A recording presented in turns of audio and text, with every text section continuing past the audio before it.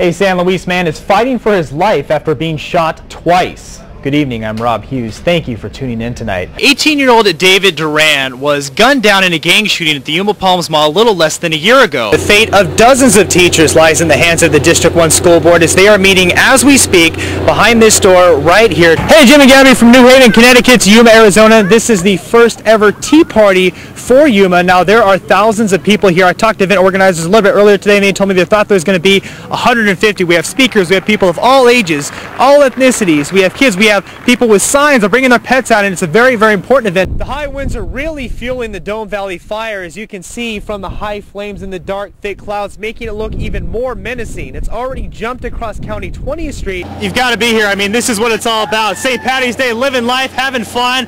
Now it's time to take a look at today's Big Board Friday, everyone. Stock staged a big comeback today. Several championships on the line today. I'm Rob Hughes. Let's jump right into this. Let's go to Pasadena, where my USC Trojans, with one of the fiercest rivalries in history. That is the USC Trojans versus the UCLA Bruins, and a must-win game for the Trojans to get a victory and go to the Rose Bowl, but it doesn't in there. Late first quarter, now still 7-0. Sanchez is going to throw a quick pass to Damian Williams, who makes a move around the Bruin defender for the TD. Baby Sean White is going to take the pitch, go up the left, 65 yards for the touchdown. Look at that, Cammy. That's what I'm talking about. David, it is absolutely insane out here in Brawley. It's homecoming night. The Southwest Eagles are taking on the Brawley Wildcats. Let's check out some of the action. Good evening, Jim and Gabby. Loved ones say 55-year-old Napa Auto Parts employee Tajik Morteza arrived in America over 20 years ago. He bought his family a house and raised college graduates. This is his face. This is who they killed. This is my father, and they killed him for nothing. We have lost my father. We have lost my grandmother. The 75 has to bury her first son. In a small, packed Yuma courtroom, Tajik Morteza's family painted a picture of a man who they say was not just a name and victim. I'm 21 years old. He's never going to see me go to college. He's never going to see my kids. He's never going to see anything. I'm left without a father. For what reason? For nothing.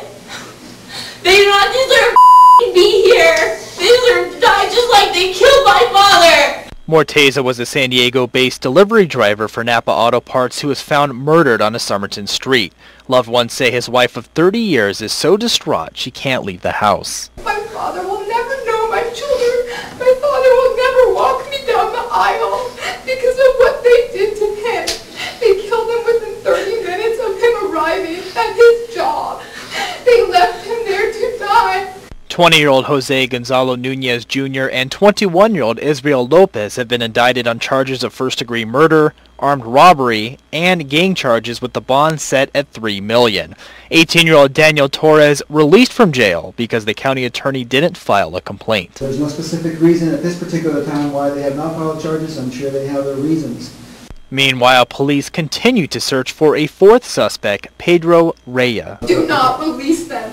Do not release them. Do not lower their bail. Let them rot in jail. Willow Leg has been involved with the Yuma Jaycees for 25 years and has spent his entire life helping others. It was when he was doing what he loved that it happened. Well, me and my son always ride down the parade route. We were tough enough to work pink for the cancer. And there was a freak accident. My horse got me. He laid down on top of me, broke my leg and broke my arm. And I was in the hospital for about a month and a half. Bill says he's still in pain and is taking it day by day, but everyone whose lives he's changed didn't forget the selfless sacrifice he's made for so many. J.D. McCash and his wife are the Yuma Jaycees benefit roping and barrel racing event organizer. The reason why we're doing this is because he's a past rodeo chairman, and we like to help out our own, not only help out our own, but help out the community, and he's been around to help us out quite a bit, and so we're putting this on for him because just to help him out with medical and living expenses because he can't work right now. The event features 3D barrel racing for kids, raffle prizes, silent auction, the rodeo queens, and much more. We got a team roping out here, number 10 and number 13. Team roping. We got a tri-tip dinner going on out here. We're going to have it tomorrow night also with a roping, and tomorrow night we have a barrel racing out here. We got 3D barrel racing for the older women. Bill says when he found out about this event and the fact that so many people wanted to help him at a time when most are struggling, one thing stood out above the rest. Being helped by so many people. It's gets you. With friends and family. It gets you. Anything like that or anything else I missed? Come and have fun. And the whole family was always praying, always checking up on him, always asking me, how is he doing, how is he doing? Even though we were afraid, we never doubted that he was going to come back. In 1989, at age 28, Michael Jeffers was diagnosed with cardiomyopathy and had his first heart transplant on April 7, 1989. 20 years later, his heart got tired.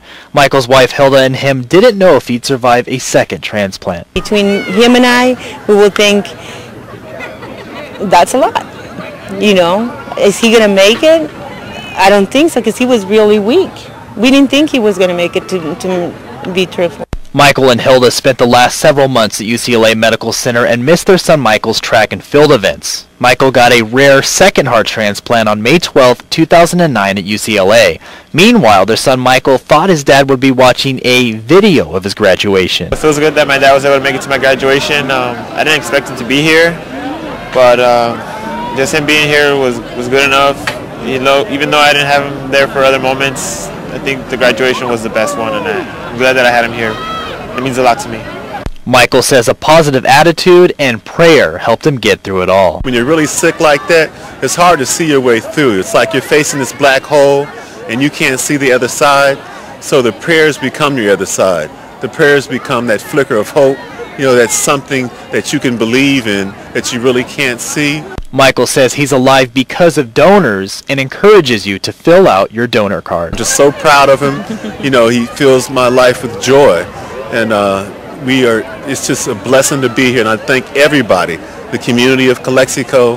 The heart came from Yuma, so I've got a connection to Yuma now.